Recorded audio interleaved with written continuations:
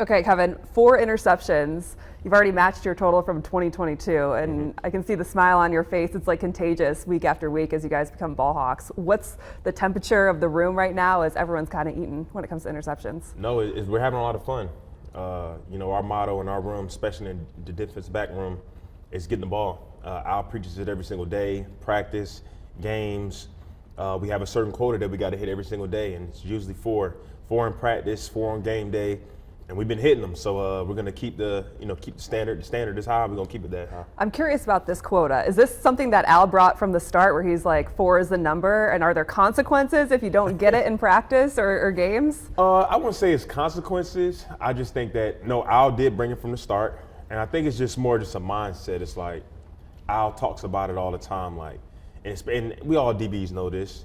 They pay guys that get the ball, and everybody, you play this game long enough, everybody wants to get paid. Everybody wants to take care of their family. So he's just good at just preaching that to all the guys. Like, hey, if you want to get paid, get the ball. So we got to, like you said, it's a quota. It's just like, you clock into a 9 to 5 or whatever job you're doing. It's like you have a certain quota, a certain thing that you need to do for your work. And for us, it's getting the ball, getting 4 turnovers. Is that quota going to go up as it becomes more, consistent? And I guess you guys are putting up that number each and every week? No, it definitely might. Honestly, even myself, like I had a certain threshold of goals that I wanted to accomplish this year. And just last night, I kind of had to readjust those goals a little bit more because, like I said, it's just one of those things where, you're feeling really good about yourself. You're feeling really good about, how we're playing as a defense. So sometimes you got to, rearrange the list. What were the goals coming in, and what did you change them to? So going into this year, I kind of wanted to break my previous mark that I had. My second year in the league, I had got 8 interceptions. So that was something that I've always tried to set a standard, try to break that record. So I'm kind of already halfway there. So I upped it up to 10 interceptions. 12 total turnovers is kind of where I'm aiming for.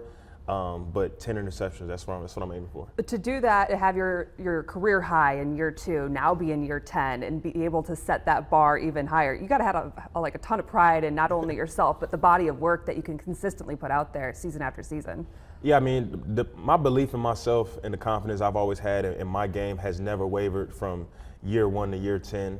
Obviously, every single year I haven't been able to hit that number, but the confidence has never wavered. I always have confidence in my abilities to go out there and play this game at a high level. So I've just been off to a hot start this year, and hopefully that continues. Dennis Allen preached about picking your spots to go after those takeaways, and you mentioned after that Vegas game what you saw on film from Geno Smith and the way the receivers were lining up, and I'm sure every defensive coordinator stresses that, but the way that it's been vocalized this year seems like there's more of an emphasis on it. Is that something that you've noticed differently with DA coming in and the way he approaches getting those takeaways? Yeah, I would just say first and foremost, DA has done a great job of just putting his players in positions to make plays. For myself, he's been giving me a great opportunity to be able to use my God-given abilities to be able to roam the middle of the field, making all those plays. Number 2, obviously, DA being very meticulous and detailed when it comes to, the film study and his installs and kind of giving us those clues. And then after that point, for me, as I've, gotten a little older in the NFL, the way I break down film, I kind of have a few plays, which obviously with the installs that we have a few plays that I try to watch to see like, hey, if I'm in this coverage and I see this play, this is my play to make every week. We kind of call like a look to own. And me and Al talks about that all the time. Like, hey, we get this route in this coverage, this need to be a pick.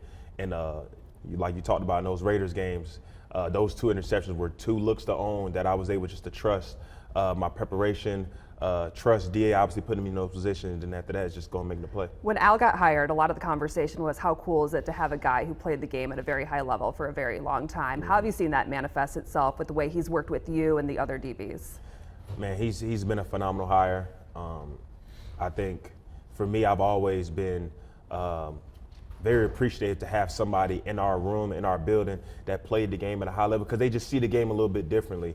Al is a Pro Bowler, All-Pro, played 15. I didn't even know he played 15 years. Obviously, I know Al. Did he tell you? Does he put on the tape sometimes? He doesn't, honestly. It's funny. He doesn't never really make it about himself. But for me, I've been a football junkie. I remember the days of, obviously, his most memorable play is Green Bay pick 6 versus Matt Hasselbeck in Seattle.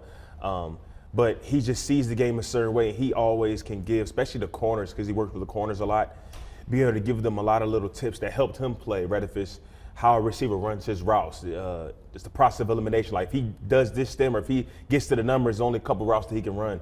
And that's allowed them to be able to play faster. Obviously, you see Nashawn making plays and Tyreek Stevenson as well. So, but no, he's been a big addition to our staff and just to our team. As you've been in the league for now 10 years, I'm sure your knowledge of those little ticks has increased too. And whether it's Jaquan, whether it's Tyreek, they've all kind of noted that you've been one to wrap your arms around them and take them under your wing. What do you hope that they're learning from watching you, whether it be approach or just how you've been able to sustain this long career? Yeah, I mean, for those two guys, I mean, they've played a lot of ball very young in their career, just like myself. So they have that experience kind of already under their belt a little bit. For me, it's more just giving them tips off the field. You know what I mean? Like, obviously, we're all communicating, we're helping each other on the field, but you know, I have a lot of regimen things that I do weekly that I try to give tips to. Jaquan is obviously taking some of those things, the same thing with Tyreek.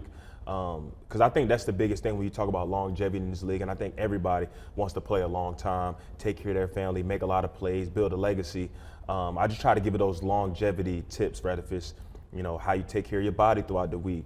I'm a big IV guy. I get IVs throughout the week. Massages, which days do I do my massages, things like that. So they've done a great job, and just obviously you could tell by their play. I remember last year because you did the Tuesday thing with Lou, and you were always hooked up to an IV at your house. And I was like, all right, he is definitely very regimented. Yeah, it's funny. One time it was like blood going out the IV, great. and I had to let America know that I wasn't on no steroids, man. But no, man, that's something I did my IVs on this past Tuesday, just yesterday. So it's just something that I've kind of stuck to for a long time, and it's helped out a lot. All right, so level with us. Like, you're 32 years old. How old do you feel? I don't feel that old, That's honestly. great. It's funny because I have a lot of guys around the locker room. I'm you know what I mean? It's funny. I don't really take offense to it. I actually kind of look at it as a term of endearment. It's like, I joke with the guys. I'm like, one day you'll be called Unc too, or at least you will want to be called. That means you played a long time and you're still making plays. But no, I don't feel like Unc at all. Obviously, you can see me still roaming the field, making plays. So I feel young at spirit, but it's certain things that I feel like Unc in the locker room with the music selection and stuff like that. I kind of joke and laugh, but no, it's all good. Now you can just hold up 4, and you got the interceptions going for you. Exactly. Jaquan also said that the talk this week especially is that you guys were 4-2 last year, but this year it feels a little bit different. And he said there's a closeness between staff and players, and given your experience being with Vrabel and some really good teams, have you ever experienced that and how it like kind of translates throughout the rest of the season and what that means to success on the field? Yeah, I mean, we're in a position right now, we're 4-2, and you kind of, you know, drawing on my experience of being with Vrabel, he will always show us this video of the Kentucky Derby, right? And it will always be like in the beginning of the race, like the first quarter mile, you know, all the horses are kind of bunched up together. And if you can look at the league right now, especially the NFC, it's a bunch of teams that's like 5-2, 4-2, 3-3, 3-4. We're all still kind of in the race. And this is kind of the point and juncture of the season where you get to the end of that Kentucky Derby where teams start to spread out a little bit. You start to create some distance. And I think that's where we're at right now. We're kind of at that point where we got to continue to string together some wins. Obviously, we've won 4 straight, which is very good. But we can't let, I would say, the praise of, you know, whether it's media, of people, our families and things like that kind of get into our head and think that, hey, we've arrived because, you know, Ben has talked about it. We haven't played our best game yet, not only on offense, but even on defense. And we just had 4 turnovers. And if you watch the film, if you count turnover on downs, we probably should have had 6 or 7. So we still got a lot of improvement to make. And I think that's the beauty of it. So we just had to focus on the next game, the next opponent, and not, you know, worry about, you know, what this team is doing. We just got to continue to try to stack wins and become 1-0 and just keep our eyes on the prize.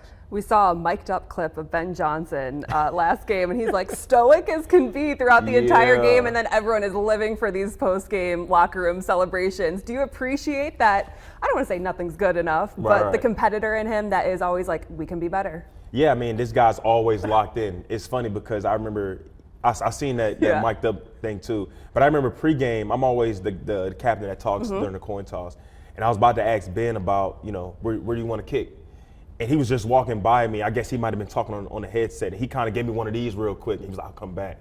And I just seen his face. I was like, oh, I would just leave you alone for a little bit because he was just so locked in. I guess he was talking to the coaches about some of the game plan stuff. But he's a silent killer. He's a maniac when it comes to really being able to lock in and really just focusing on the next thing.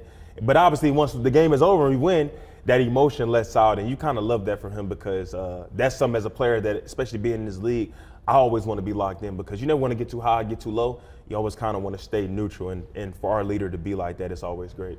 We don't know if Lamar is going to play or not. That's kind of the big question mark going into this game, especially now on Wednesday. So what kind of team do you see when he's on the field versus when he's not out there for the Ravens? I mean, you see the team that was picked to be, one of the Super Bowl favorites. I mean, obviously he's one of the best players in our league. He's dynamic. He's the best, in my opinion, the best mobile quarterback in NFL history. And obviously my guy Derrick Henry, who I got drafted with in Tennessee. I mean, that's probably the most dangerous backfield in the NFL. So yes, this team is dynamic. It can put up points. And personally, I would rather Lamar play. I played him a few different times, but you want to go up against the best to be able to test our defense out against them. So expecting a heavyweight match. Like you said, they're going to run the ball with Derrick, even if he does play or doesn't play. So I'm excited about that matchup. Perfect. Kevin, we appreciate your time. No, absolutely. Thank you for having me. Thank you.